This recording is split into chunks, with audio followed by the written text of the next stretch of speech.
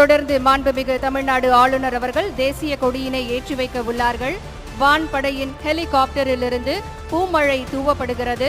தொடர்ந்து நாட்டுப்பெண் இசைக்கப்படும். அனைவரும் எழுந்து நிற்குமாறு பணிவன்புடன் கேட்டுக்கொள்கின்றோம். We request you to rise for the national anthem.